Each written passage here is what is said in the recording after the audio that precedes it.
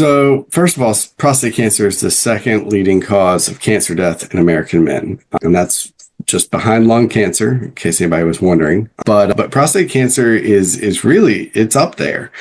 But we don't talk a whole lot about it. So 1 in 8 men will be diagnosed in their lifetime. Black men are at higher risk, and veterans are almost twice as likely to be diagnosed with prostate cancer. Like all cancers, the earlier you catch prostate cancer, the more options you have, the better treatment is going to go, and the more likelihood that you're going to survive. So, like all cancers, early detection is huge in prostate cancer. Welcome to the Carolina Senior Talk Podcast, your trusted source for all things related to senior living in the Carolinas. In each episode, we'll guide you through the best locations, offer advice on buying a home, and share tips on relocating within this beautiful region. Whether you're exploring new senior communities, considering a move, or looking to invest in your current dream home, we've got you covered. So sit back, relax, and get ready to discover everything you need to know about senior living in the Carolinas. Well, hello there, folks. Welcome to another episode of All Things Senior. That's what we discuss here, CarolinaSeniorTalk.com. Appreciate you listening in. Today, we're going to talk about an issue that's more prevalent than we perhaps realize. It's about cancer and awareness thereof. Let me just throw this at you. You know, we all know somebody who's been impacted by a cancer. And if we were to think of the cancer that comes to mind, most frequently it would be maybe breast cancer. In fact, it's so well, the awareness is such a high level that we even know who the foundation is, that's the advocate for that, which would be the Susan G. Komen Foundation. That's very prevalent out there. But let me ask you this. That's 1 in 8 women who will be affected by breast cancer. Let's talk about men for a second here. Did you realize that the ratio of men who will be impacted by prostate cancer is the same? It's 1 in 8 men will be affected by that.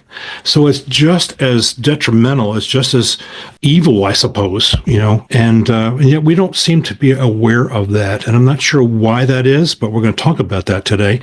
Do you know what the largest advocacy group is on behalf of prostate cancer? I think not. I didn't know that. So today we have a special guest. His name is Matt Miller, and he's Regional Development Manager with ZERO Prostate Cancer. And I tell you what, I had a conversation with Matt, and it's really illuminating what is out there and what we need to know about it and what we can do about it locally. So welcome to our podcast, Matt. Glad to have you. Thanks, Dave. Glad to be here. Question for you. How in the world did you come to this role in life? Well, that's a good question. So I actually started out in nonprofits, and a couple of years ago, it was actually right after COVID. I was looking for a new opportunity, and the healthcare space and nonprofits is pretty wide ranging, and honestly, just kind of found ZERO Prostate Cancer on LinkedIn, and as I started doing research on prostate cancer, started realizing that I had people around me that had been affected by this disease and had absolutely no idea. Which is something we'll kind of talk about a little bit later, I think, guys kind of don't talk about their health. But here it is. It's one of the largest, as far as cancer goes, it is the second leading cause of cancer in men. So it's a huge thing. And I saw an opportunity to be able to help in that space. And so that's how I kind of landed here. And so in a nutshell, what is ZERO Prostate Cancer? What is the organization about? Yeah, so ZERO Prostate Cancer is a national nonprofit, and we are dedicated to prostate cancer awareness, education, and patient support. And so those are our primary things. We also are heavily involved in advocacy, and actually started out as an advocacy organization. And I will say, you see a lot of organizations that do research, but we really focus more on patients and families, and when you're going through treatment, before, after, all of those things is kind of where we focus. Excellent. All right. Now, I warned you ahead of time, and I'm going to reiterate now. In every podcast, we always put our guests through the gauntlet. All right. So it's a pass-fail situation. You got to have to demonstrate knowledge of those of us who are in the boomer crowd. Okay. So right. You have a choice. You can have a choice of, let's see, we've got cars, pop culture, television, music, movies, news, and sports. What first category would you like to jump into? Let's do pop culture. All right, pop culture it is. All right, let's see if I can find you a tough one. All right. This is interesting. What was the minimum wage in 1960? Choice of A, B, C, or D. A is $1.40. B is $1.25. C is $1, and D is $2. I don't even know this one. Yeah, that's a tough one. I mean, I guess I'm just gonna guess on it, right? I'll go with A. You're gonna go with A. I'm sorry, you're wrong. I guess we're gonna end our podcast. No, you still got a 50% shot. Okay, so it's actually $1.60 in 1960, which is equivalent to in 2023 of $10.37. Okay. So we think that it was less than it was, right? But not relatively speaking. That's interesting. All right. So which category do you want to go with next, my friend? Let's try cars. All right. Let's see how much you know about cars. Oh, this one's a fun one. All right. Which doors are linked to the 1960s Lincoln Continentals? A, bolt hinge doors. B, suicide doors. C, gull wing doors. And D, sidewinder doors. This one I know. I think I might know this one. So I'm going to go with B, suicide doors. Bingo, you got it. Yeah. All right. That one's easy to remember. That was pretty cool. All right. Well done. All right. You pass. We will move along here. We will 50%. I hope the listeners got the answers on this one. All right. So let me ask you this. Why is this conversation that you and I are going to have, or the listeners, why is this conversation important about prostate cancer? So first of all, prostate cancer is the second leading cause of cancer death in American men. And that's just behind lung cancer, in case anybody was wondering. But prostate cancer is really, it's up there. But we don't talk a whole lot about it. So 1 in 8 men will be diagnosed in their lifetime. Black men are at higher risk, and veterans are almost twice as likely to be diagnosed with prostate cancer. Like all cancers, the earlier you catch prostate cancer, the more options you have, the better treatment is going to go, and the more likelihood that you're going to survive. So, like all cancers, early detection is huge in prostate cancer. So if you had to identify, who's at risk here, obviously we're talking men, but how else would you quantify that? Right. So men over 50 are generally more at risk of prostate cancer, but that age kind of shifts when we start to talk about Black men, veterans, men with a family history of cancer in their family, and specifically of prostate cancer. So that age range kind of goes down into the 40s, 40, 45 for those high risk groups. And how do you compare and contrast the prostate cancer versus breast cancer in the population? The instances are about the same. And really, at this moment, we've gotten to almost parity with the rates of cancer death. But that's in large part due to the fact that breast cancer has done so much work over the last 20 years. And in prostate cancer, we see an uptick in it recently in the last 10 or so years. Due to some recommendations that have been made around prostate cancer testing. So we did kind of drop off on testing, and that's something that we saw, we've started to catch it later. So right now, there's a lot of recommendations from the American Cancer Society, the American Urological Association, that says, hey, we really should be doing testing. And for those of you that don't know, the PSA test is the way to get checked. And the PSA test is just a blood test, and that's gonna indicate whether or not those levels are elevated, and indicate whether or not we need further diagnostics to decide whether or not you may have prostate cancer. So it's a blood test. It's something that we should be doing earlier, I think, for people who are at high risk, but it's not a standard practice. So you have to kind of advocate for yourself and ask for it. So why don't we guys talk about this? I mean, it just seems like, again, the awareness factor, I talked about in the beginning, but we know about breast cancer, but we don't know as much, or we don't seem to talk about prostate cancer as much. Is that true? That's my perception. Yeah, I think that's it's certainly the perception, and I think that as a society, I think that we don't. And that comes back to kind of guys are private. We've got to be tough, right? We We don't want to show weakness. So a lot of different factors there. And so, if nobody's talking about it and then you get prostate cancer, of course, you're not just going to go out there and start talking about it because, well, it's not a conversation that's really happening around you or in society. And that can be extremely isolating, right? If no one else is talking about it, well, then you just kind of have to fight your private battle. Yeah. And a lot of men are going to do that, regardless. But the fact of the matter is that that there is help out there, that there are a lot of people facing this disease. And, we want to encourage people to talk about it. And there's some necessity behind that. And we kind of touched on that with the family. You're at higher risk if you have prostate cancer in your family.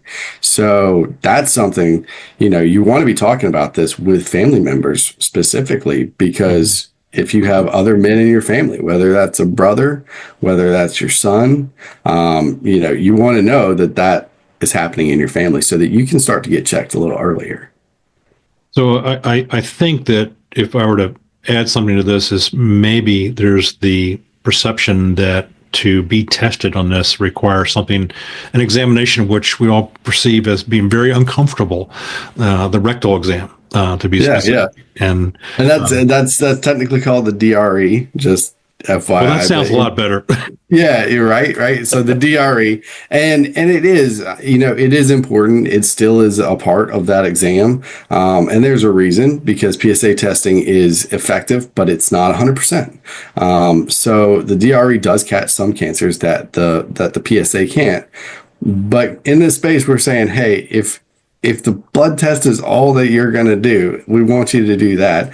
We obviously want you, your physician is going to recommend the DRE as well. We recommend that everybody do that. But it's one of those things, like if we can, you can effectively test with mammograms kind of in the bus, on the street, and they can go around all these places. Well, the PSA is going to give us a place to start.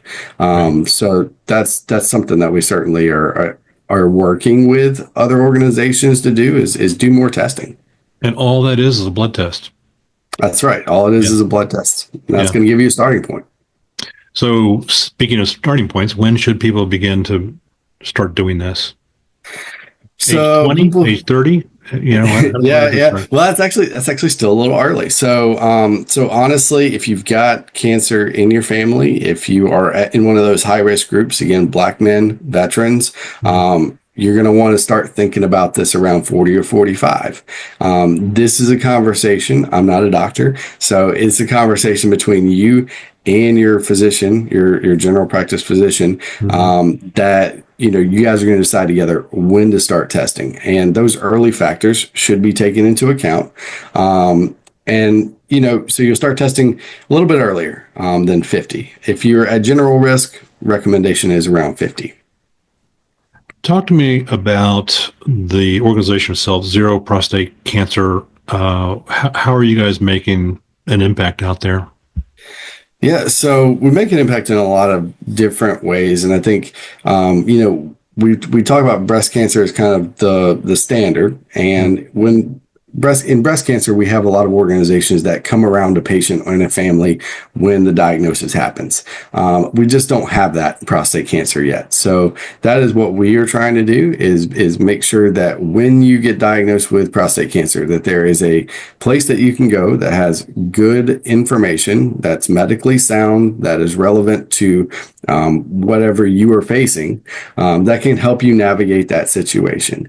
I think it's important to remember that people come to prostate cancer from all different backgrounds. And for some people, this can be a relatively easy thing to navigate. For some people, it is very, very hard. And that may be because of their circumstances, whether that's education or financial, all of those different things. So one of the things that ZERO provides is a hotline. It's called ZERO 360. And men can call into this hotline. Actually, men, their wives, family members, anybody that is working with them can call this hotline and get help.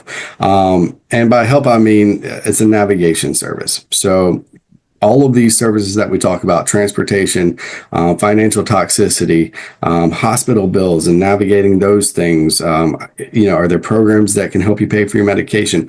All of those things, they kind of take a look at that holistic support and can help you through those. So that's Zero 360. We also have support groups. We have 160 across the United States. Wow.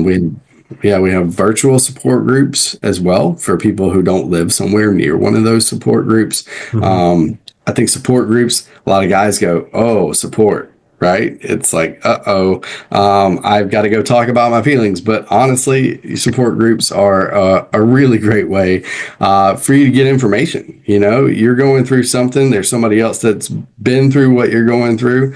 It just shows you, hey, this is something that happens to people, and you're not alone in it. So support groups can be really valuable. The fact that we are all kind of work in a virtual space, everybody's a little more used to Zoom and things like that, means that it's more accessible for people to get that help. So we have support groups for people who aren't comfortable with the group aspect of things. We have mentors, and those are guys who are willing to talk with you one-on-one, and we try to match those people as close to their diagnosis or their personal background as possible so that they have some things to talk about. So those are some of the main things. We also do advocacy, and I don't think we can overlook advocacy because right now a lot of insurance companies aren't required to pay for PSA testing. So one of the things that our organization is doing on a national level is in Congress and Senate is introducing a bill to make sure that men who are at high risk for prostate cancer have access to that test for free. And again, that's the PSA test.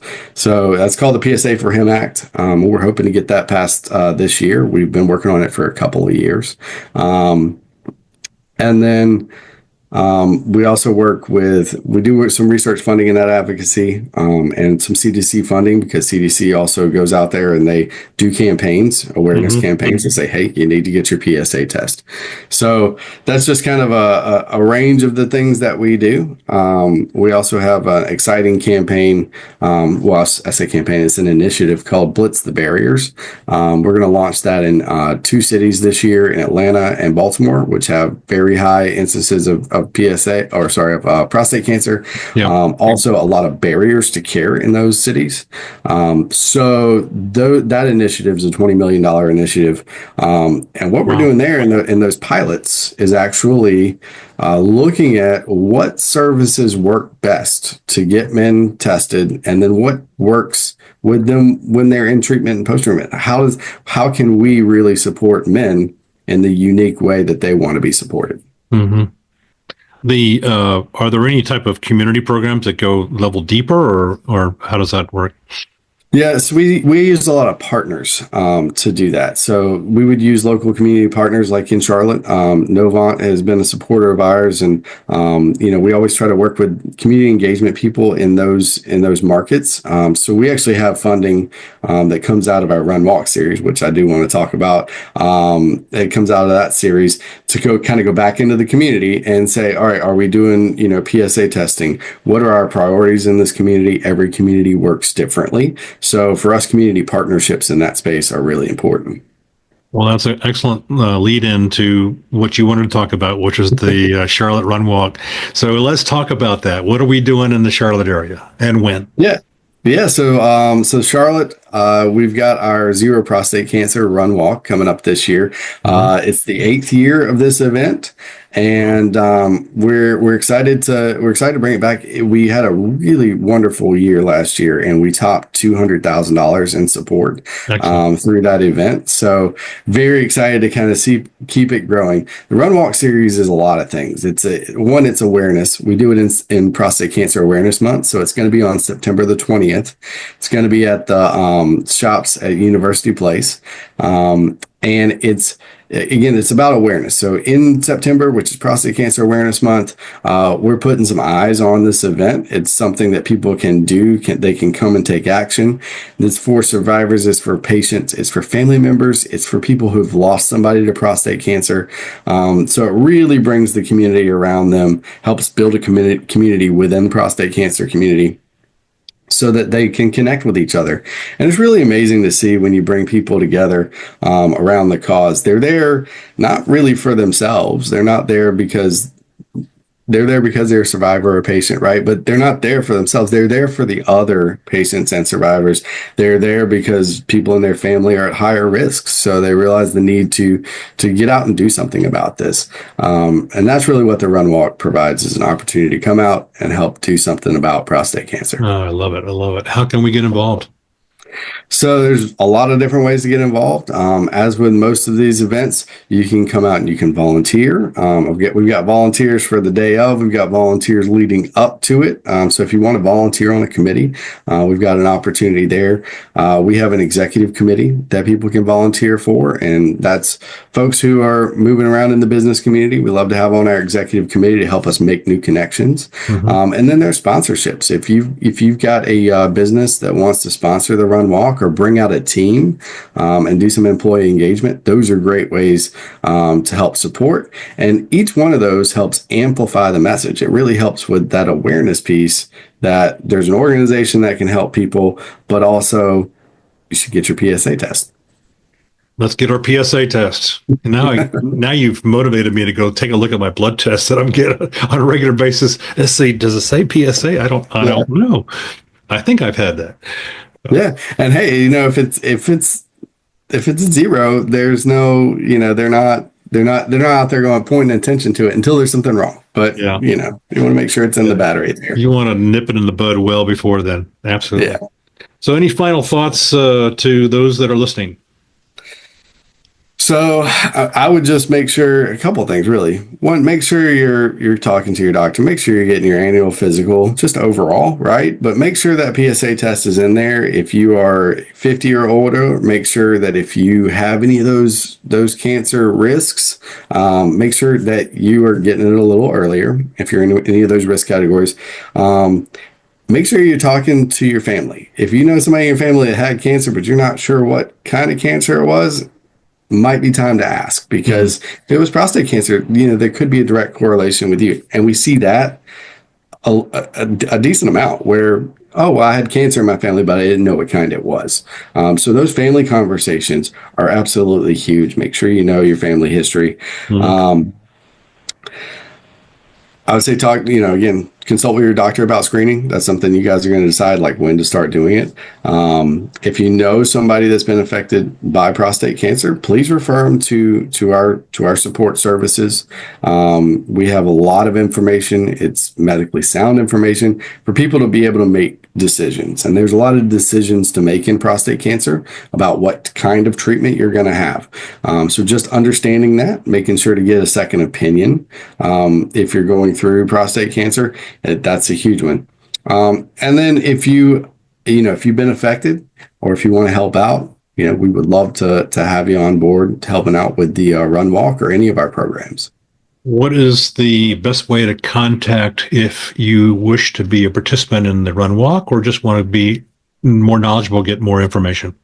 Yeah, so our Run Walk website, well, I guess first, our main website is zerocancer.org. Pretty easy. Our Run Walk website for more information in the Charlotte area is going to be zerocancer.run, RUN/Charlotte. And then if you want to reach out to me, if you're interested in volunteering, if you're interested in sponsoring or bringing out a team, you can contact me at matt.miller, MILLER, at zerocancer.org, or my phone number. It's 571-969-8322. And I know you're going to put all that in the comments. I got it. Right? We will have that. So if you're trying to write this down real fast, folks, we will have it at the very end. So anything else you would like to add? Is there any other organizations, for example, that or groups that you like to be connected with or network with? So, honestly, it is so wide, right? Because cancer affects so many people. So honestly, we want to connect with people who have a passion for the cause, whether they've been affected, whether they just want to help raise awareness in the community. And I love to get connected with people who want to help other people. I think that's what it's all about. I talk to guys who volunteer with our organization all the time, and they're not here because they're prostate cancer survivors. Mm-hmm. They're here because they want to help other people. So that's what it's all about. Yeah, my dad had it. Fortunately, I've managed to miss that bullet myself personally, but I certainly know a few other men who have had to go through the process of battling prostate cancer, all successfully, as far as I know. So it's very important that we do this, and that's what this podcast is all about, my friend, to make sure we spread the word and get involved if it's important to us. So I think I'm going to be volunteering for that run walk. I may not be running, but I would love to get involved. I will point this out. You do not have to run. That's why we call it a run/walk. All right. Well, in that case, I'm in. Matt, thank you very much for your time. Well done. And God bless you for doing what you do with this. This is a good effort. Appreciate it greatly. Yeah, Dave, I appreciate you having me on. All right. You take care. All right. Thanks. Thank you for tuning in to the Carolina Senior Talk podcast. We hope you found today's episode both informative and helpful. Be sure to subscribe to our podcast so you never miss an episode. If you enjoyed today's show, please leave us a review and share it with those who might benefit from our advice. If you or anyone you know is looking to buy, sell, or relocate to the Carolinas, or you simply want to know how much equity you have in your home, be sure to contact me at www.carolinaseniortalk.com. Until next time, we wish you the best on your senior living journey in the Carolinas. Thank you for listening once again, and talk to you soon.